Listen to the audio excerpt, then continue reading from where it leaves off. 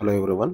ఈ వీడియోలో మనం యూపీఎస్సీ 2026 ఎగ్జామ్కి అసలు ఎలా అప్రోచ్ అవ్వాలి, 2026 ఎగ్జామ్ అనేది ఎప్పుడు కండక్ట్ చేస్తారు, నోటిఫికేషన్ ఎప్పుడు రిలీజ్ అవుతుంది, కొత్త ఆస్పిరెంట్స్ ఎవరైనా ఉన్నారు అని అంటే వాళ్ళకి కంప్లీట్గా ఈ సిలబస్ గురించి కానీ నోటిఫికేషన్ డేట్స్ గురించి కానీ ఈ వీడియోలో అయితే మనం ఫస్ట్ నుంచి లాస్ట్ వరకు ఈ వీడియోలో అయితే మనం డిస్కస్ చేద్దాం.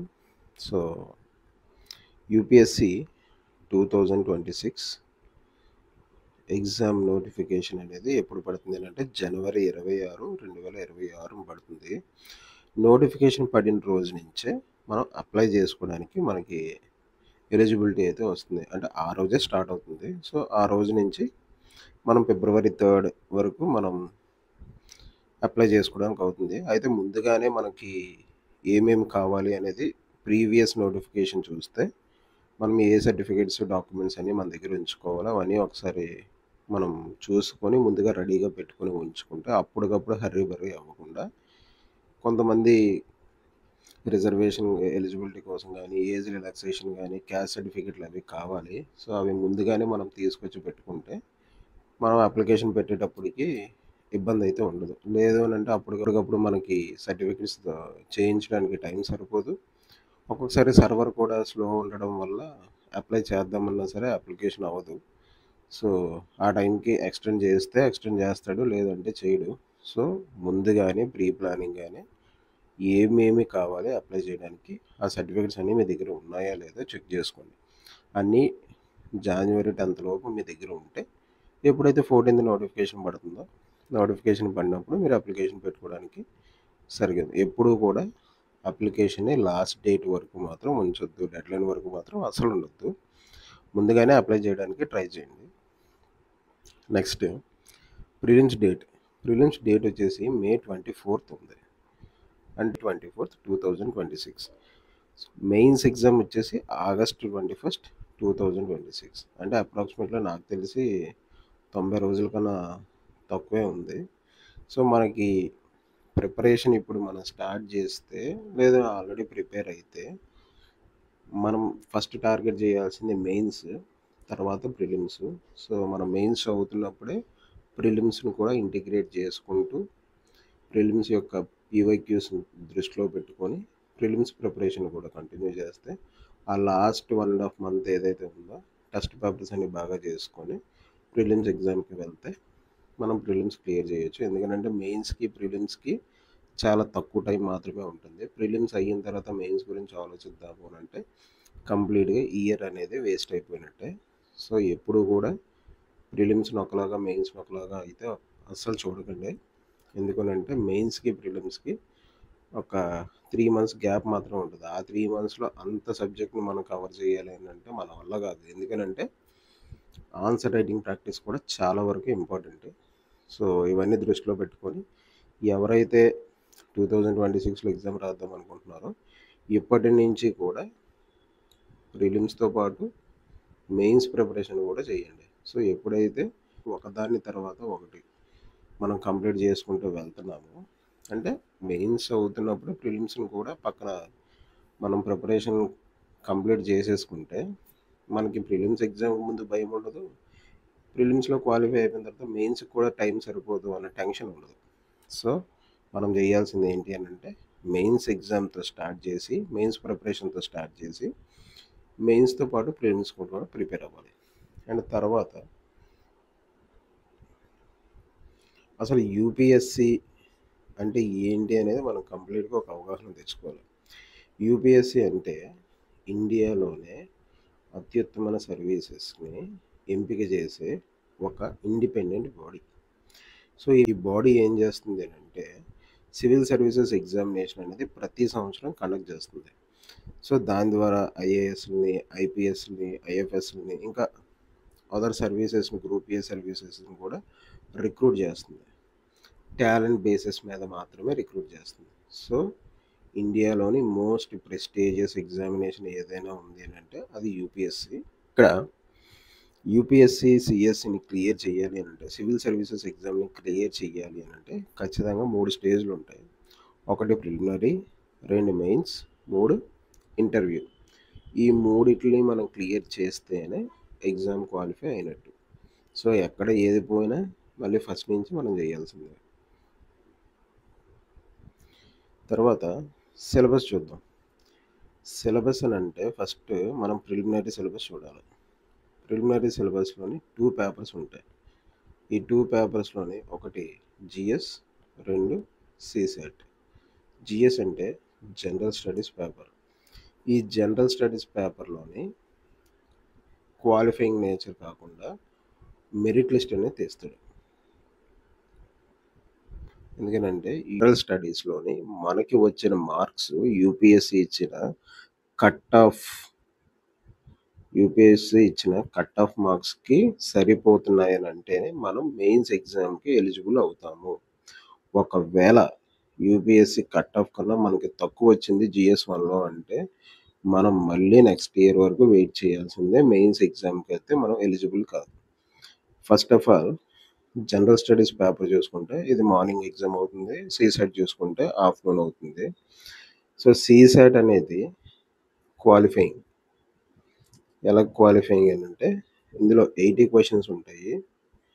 200 మార్క్స్కి 33% వస్తే క్వాలిఫై అయినట్టే.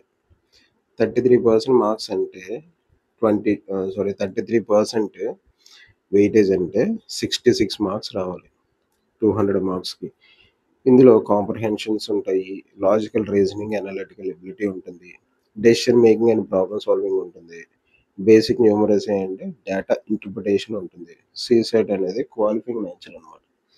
అయితే రీసెంట్గా ఒక 3 ఇయర్స్గా చూస్తే ఈ సిసాట్ పేపర్ అనేది ఇయర్ బై ఇయర్ టఫ్ అవుతూ వస్తుంది.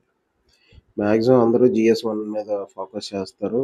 ఎందుకనంటే అటు మెయిన్స్ ఇటు ప్రిలిమ్స్ రెండిట్లో సబ్జెక్ట్ కలిసి ఉంటుంది కాబట్టి టైం మిగిలిందని మ్యాక్సిమం సిసాట్ మీద చూస్తారు. లాస్ట్ ఎగ్జామ్కి వెళ్ళే ముందు సిసాట్ని పట్టుకుంటాము.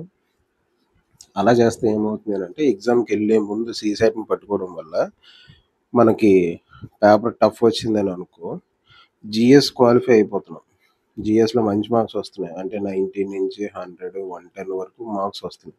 కానీ సిసాట్ వచ్చేటప్పటికి ఆ 33% మార్క్స్ అంటే 66 మార్క్స్ రాకపోవడం వల్ల ఈ 50-60 రేంజ్లో పడిపోతే ఎప్పుడైతే ఇది డిస్క్వాలిఫై అయిపోతామో ప్రిలిమ్స్ అనేది పోతుంది. సో ఇలా జరగకుండా ఉండాలి అని అంటే సిసాట్ని కూడా చాలా సీరియస్గా తీసుకోవాలి. ప్రిపరేషన్ మొదలుపెట్టినప్పుడు కనీసం రోజుకి ఒక 1 అవర్ ఖాళీగా ఉన్నప్పుడు సిసాట్ని చూద్దాం. ఎందుకనంటే జిఎస్ కోసం సిసాట్ కోసం టైం సపరేట్ కేటాయించాలి అని అంటే 1 ఇయర్లో సబ్జెక్ట్ మొత్తం కంప్లీట్ చేయడం అనేది చాలా కష్టం. ఈ కాంప్రహెన్షన్స్ అంటే ఆటోమేటిక్గా రోజు హిందీ పేపర్ చదువుతాం కాబట్టి లేదు ఇండియన్ ఎక్స్ప్రెస్ పేపర్ చదువుతున్నా మనకి పారాగ్రాఫ్స్ అనేవి ఎడిటోరియల్ సెక్షన్ మనం బాగా చదివితే మనకి కాంప్రహెన్షన్స్ అనేవి ఈజీగా క్రాక్ చేయొచ్చు. సో దీనికి కూడా కొన్ని స్టెప్స్ ట్రిక్స్ ఉంటాయి. అవన్నీ ఫాలో అయితే ఏదైనా ప్రాక్టీస్ చేస్తేనే సిసాట్ అనేది మనం క్వాలిఫై అవ్వగలం. వితౌట్ ప్రాక్టీస్ ఆ టైం సరిపోదు సిసాట్కి. సో సిసాట్ని కూడా చాలా సీరియస్గా తీసుకోండి. సిసాట్ని అసలు నెగ్లెక్ట్ చేయొద్దు. ఎందుకనంటే సిసాట్ కానీ మనం ఫెయిల్ అయ్యాము అని అంటే టోటల్ ఇయర్ మొత్తం వేస్ట్ అయిపోతుంది. సో సిసాట్ని జిఎస్ని ఎంత అయితే సీరియస్గా తీసుకుంటున్నామో సిసాట్ని కూడా అంతే సీరియస్గా తీసుకోవాలి. ఇప్పుడు జిఎస్ జోలికి వద్దాం. జనరల్ స్టడీస్ పేపర్ గురించి చూస్తే సేమ్ హిస్టరీ ఉంటుంది, ఇండియన్ జోగ్రఫీ ఉంటుంది, వరల్డ్ జోగ్రఫీ ఉంటుంది, పాలిటీ అండ్ గవర్నెన్స్ ఉంటుంది, ఎకనామిక్స్ అండ్ సోషల్ డెవలప్మెంట్ ఉంటుంది, ఎన్విరాన్మెంట్ అండ్ ఎకాలజీ ఉంటుంది, జనరల్ సైన్స్ ఉంటుంది. జనరల్ సైన్స్ కూడా మ్యాక్సిమం ఎన్సీఆర్టీ రిలేటెడ్ ఎక్కువ ఉంటుంది. కరెంట్ అఫైర్స్ కూడా ఎలా ఉంటుందంటే కరెంట్ అఫైర్స్తో పాటు కాంటెంపరీ ఇష్యూస్ని అడుగుతున్నారు. ఈ మధ్య కరెంట్ అఫైర్స్ నేచర్ కూడా క్వశ్చన్ అడగడంలోని కొద్దిగా వేరియేషన్ అయితే కనబడుతుంది. సో మనం జిఎస్ గురించి మాట్లాడాలి అని అంటే పీవైక్యూస్ అనేవి ఖచ్చితంగా చూడాలి. ఈ పీవైక్యూస్ మనం సరిగ్గా చూస్తే అసలు యూపీఎస్సీ ప్యాటర్న్ అనేది ఎలాగుంది, ఎగ్జామ్ ఎలాగ అడుగుతున్నాడు, సో క్వశ్చన్ అడిగే విధానం మనకు అర్థమైతే మనం చదివేటప్పుడు ఆ పాయింట్ ఆఫ్ వ్యూ మనకు అర్థమవుతుంది. అసలు క్వశ్చన్స్ ఎలా అడుగుతున్నాడో తెలియకపోతే మనం ఏదో పైన చదువుకొని లేదంటే ఒకటే టాపిక్ ఇన్డెప్త్గా చదువుకొని వెళ్తే ఖచ్చితంగా ఇది ఫెయిల్ అయితే అయిపోతాం. సో, మనం ఏ సబ్జెక్ట్ పట్టుకున్నా యూపీఎస్‌సి పాయింట్ ఆఫ్ వ్యూలో మాత్రమే చూడాలి.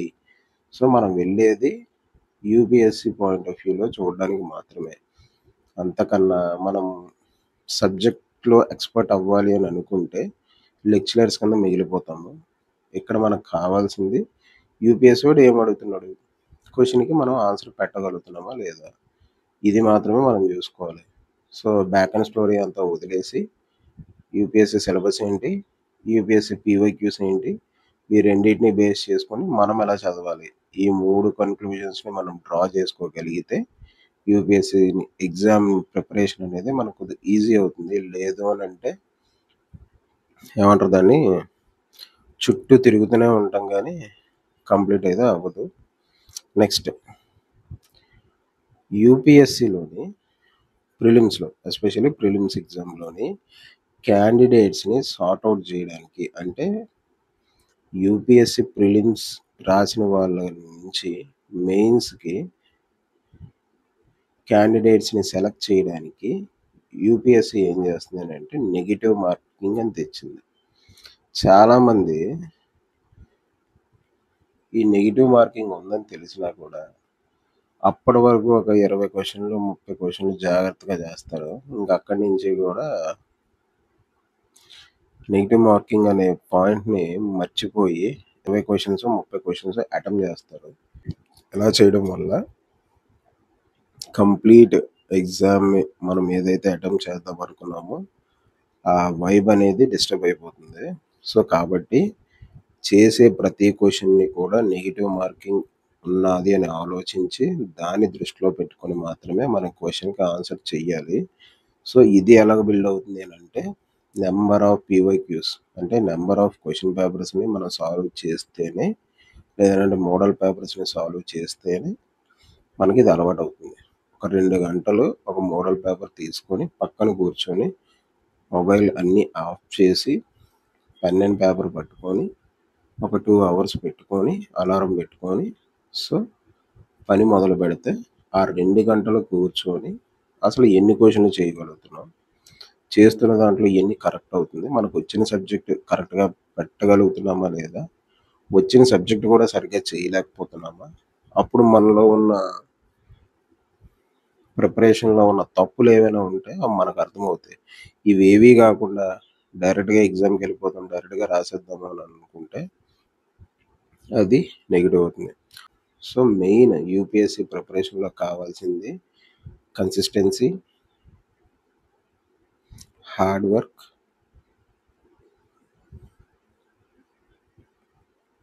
కాన్ఫిడెన్స్. ఈ 3 ఉంటే ప్రిపరేషన్‌లోకి దిగండి. సో, కన్సిస్టెంట్‌గా ప్రిపేర్ అవ్వకుండా ఒక నెల బాగా చదివి, ఒక నెల ఆగిపోయినా ప్రిపరేషన్ మొత్తం పోతుంది. హార్డ్ వర్క్ జేయకుండా ఏదో చదివినంత సేపు ఒక అరగంట సేపు చదువుదాము. తర్వాత మళ్ళీ ఓ సినిమా చూడడమో, లేదంటే మొబైల్ పట్టుకోవడమో చేస్తే అది కూడా కుదరదు. కాన్ఫిడెన్స్ నీ మీద నీకు కాన్ఫిడెన్స్ లేకపోతే ఓవరాల్‌గా నువ్వు ఎంత చేద్దామనుకున్నా, ఏం చేద్దామనుకున్నా మొత్తం పోతుంది. సరే. ఇప్పుడు టాపిక్‌లోకొద్దాం. ఇప్పుడసలు కట్ ఆఫ్ అనేది ఎంత ఎక్స్‌పెక్ట్ జేయొచ్చు అనంటే ప్రతి సంవత్సరం కూడా 2020లోని 92.5 మార్క్స్ ఉంది. 2021లో 87.54 మార్క్స్ ఉన్నాయి. 2022లో 88.22 మార్క్స్ ఉన్నాయి. 2023లో 75.41 మార్క్స్ ఉన్నాయి. 2024లో 87.98 మార్క్స్. అంటే ఇక్కడ మీరు అబ్జర్వ్ చేస్తే యూపీఎస్‌సి 50% దాటట్లే. అంటే 200 మార్కులకి 100 మార్కులు కూడా దాటట్లే. అంటే పేపర్ ఎంత టఫ్ వస్తుందో ఒకసారి ఆలోచించండి. సో, ఎప్పుడైనా సరే మనం టార్గెట్ పెట్టుకోవాల్సింది యూపీఎస్‌సిలో 50%. నువ్వు 50% పేపరు హార్ట్‌ఫుల్‌గా 100% మన ఎఫర్ట్ ఇచ్చి ఖచ్చితంగా 50% మనం చేయగలుగుతున్నాము అనంటే పక్కా యూపీఎస్‌సిలో సక్సెస్ వస్తుంది. నువ్వు 50% కూడా చేయలేకపోతున్నావు అనంటే కనీసం 40-50% మధ్యలో ఉన్నావు అనన్నా ఎలిజిబిలిటీ దొరుకుద్ది. అంటే ఏదో ఒక సర్వీస్ పక్కా వస్తుంది. అంటే నేను చెప్తుంది ఓన్లీ ప్రిలిమ్స్ గురించి కాదు. ప్రిలిమ్స్ దగ్గర నుంచి ఇంటర్వ్యూ వరకు నువ్వు 40-50% యూపీఎస్‌సికి ఇవ్వగలిగితే ఏదో ఒక సర్వీస్ అయితే నీకొస్తుంది. 50% నువ్వు ఖచ్చితంగా ఇవ్వగలవు అనంటే మెరిట్ లిస్ట్‌లో ఉంటావు. ఇది ఒక్కటే నువ్వు గుర్తుపెట్టుకో. ఇంకా మిగతాదంతా పక్కన పెట్టు. అంటే 100లో 40 బిట్స్ నువ్వు చేస్తే 80 మార్క్స్ వస్తాయి. ఒకవేళ నీకు రిజర్వేషన్ అది ఏమైనా ఉంటే ఇది హెల్ప్ అవుతుంది. అదే నువ్వు 50 బిట్లు చేస్తే 100 మార్కులు వస్తాయి. ఈ 80 నుంచి 100కి మధ్యలో మనం ఉంటే ఖచ్చితంగా ఎక్స్‌పెక్ట్ చెయ్యొచ్చు.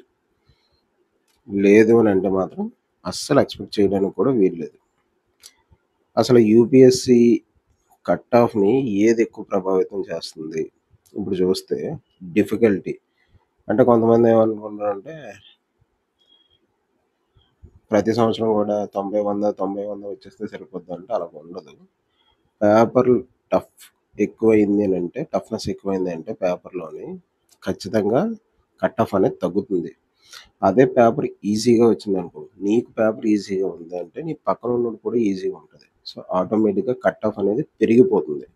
సో, ఈ కట్ ఆఫ్ అనేది పెరగకుండా చూసుకోవాలి. సో, ఈ కట్ ఆఫ్ అనేది పేపర్ డిఫికల్టీ మీద ఆధారపడి ఉంటుంది. తర్వాత ఎంతమంది అప్లై చేశారనే దాని మీద కూడా ఆధారపడి ఉంటుంది.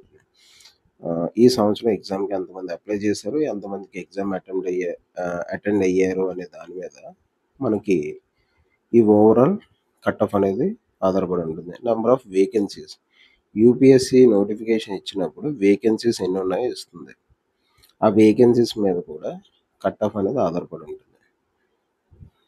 సో, ఎగ్జామ్ ప్యాటర్న్ అనేది ఒక్కొక్కసారి ఒక్కొక్క సబ్జెక్ట్‌కి వెయిటేజ్ ఇస్తారనమాట. ఒక్కొక్కసారి పాలిటిక్ వెయిటేజ్ ఎక్కువుంటుంది. ఒక్కొక్కసారి కరెంట్ అఫైర్స్‌కి ఎక్కువ వెయిటేజ్ ఉంటుంది. ఇలాగా వెయిటేజ్ అనేది పెరుగుతూ ఉంటుంది. సో, ఫర్ ఎగ్జాంపుల్ చాలామంది ఈ ఇయర్ కరెంట్ అఫైర్స్ బాగొస్తాయని అది ఎక్కువ ప్రిపేర్ అవుతారు. సో, అక్కడికి యూపీఎస్‌సికెళ్ళేటప్పటికి హిస్టరీలో గాని, ఆర్ట్ అండ్ కల్చర్‌లో గాని, సైన్స్ అండ్ టెక్నాలజీలో గాని ఇస్తాడు. అందరూ ఎగిరిపోతారు. సో, అందుకే యూపీఎస్‌సి ఎప్పుడు కూడా అన్‌ప్రెడిక్టబుల్ నేచర్‌లో ఉంటుంది పేపర్ అంతా. కాబట్టి బ్యాలెన్స్‌డ్ అప్రోచ్ అనేది చాలా ఇంపార్టెంట్. బ్యాలెన్స్‌డ్ అప్రోచ్ అనేది చాలా ఇంపార్టెంట్. సో, కట్ ఆఫ్స్ కూడా అర్థమయ్యాయి కాబట్టి మనం పెట్టుకోవాల్సిన కట్ ఆఫ్ 95 నుంచి 110 మధ్యలో గాని మనం బుర్రలో పెట్టుకొని ఎగ్జామ్‌కి వెళ్తే ఖచ్చితంగా క్వాలిఫై అవుతాం. నెక్స్ట్ మెయిన్స్ ఎగ్జామ్ దగ్గరకొస్తే, ఓవరాల్‌గా మెయిన్స్ దగ్గరకొస్తే language paper, essay paper, GS papers 1, 2, 3, 4 4 GS పేపర్‌లుంటాయి. దీంతో పాటు ఆప్షనల్ పేపర్‌లు 2 పేపర్‌లుంటాయి. ఈ ఓవరాల్‌గా ఈ లాంగ్వేజ్ పేపర్స్ ఏమున్నాయో క్వాలిఫైయింగ్ నేచర్. సో, ఇగోండి క్వాలిఫైయింగ్. అంటే ఒకటి ఖచ్చితంగా ఇంగ్లీష్ ఉంటుంది. ఒకటి ఇండియన్ లాంగ్వేజ్ ఉంటుంది. మనది తెలుగు కాబట్టి మనం తెలుగు అయినా తీసుకోవచ్చు.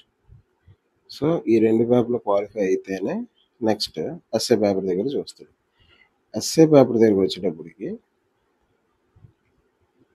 250 మార్క్స్ ఉంటాయి. మనం రాయాల్సింది 2 ఎస్సేలుంటాయి.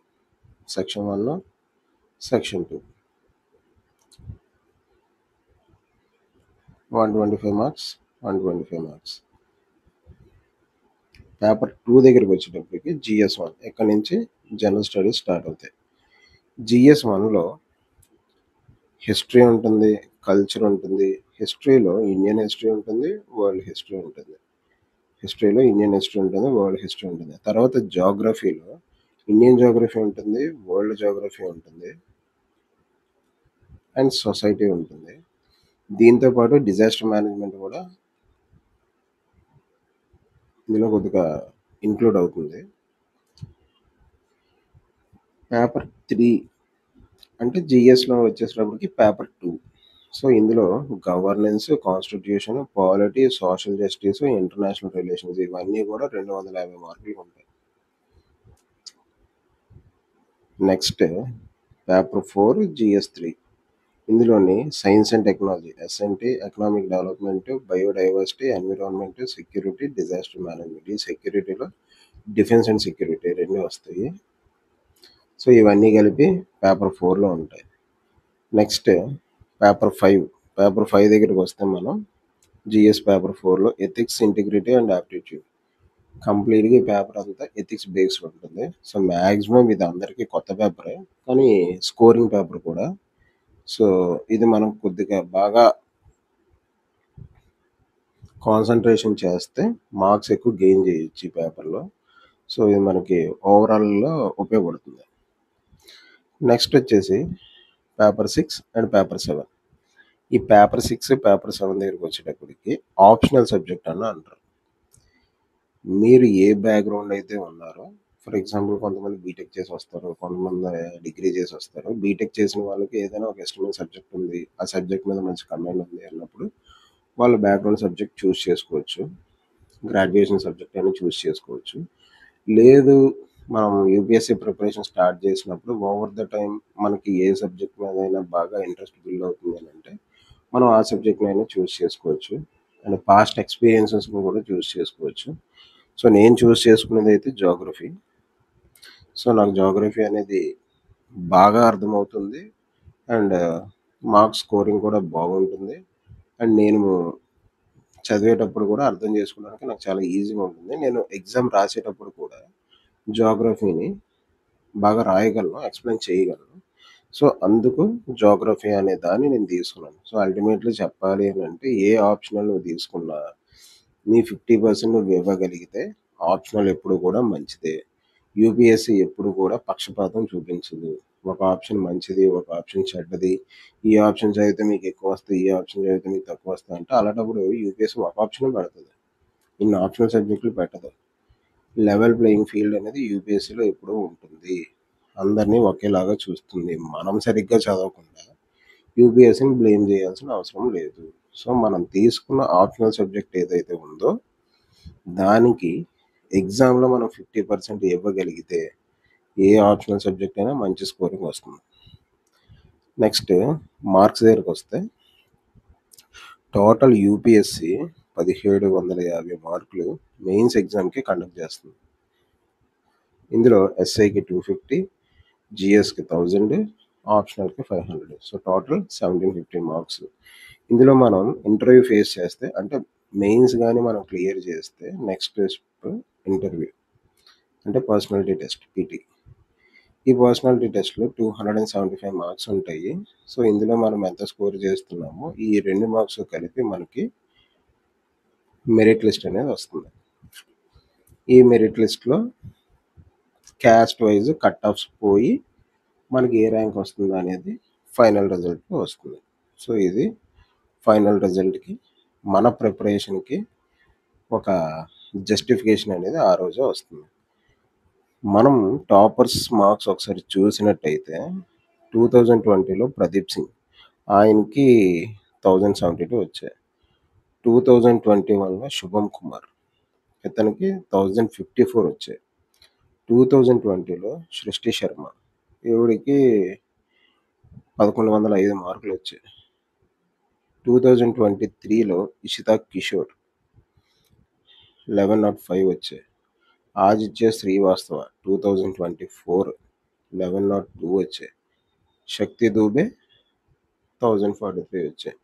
అంటే ఇక్కడ మనం చూసుకుంటే ఆన్ అన్ యావరేజ్‌గా 1050 నుంచి 1150 ఈ మధ్యలో మనం మార్క్స్ చూస్తే పోనీ అటు ఇటు కాకుండా 1100 దగ్గరికి వెళ్తే మాత్రం ఆల్ ఇండియా ర్యాంక్‌లో ఉన్నారు.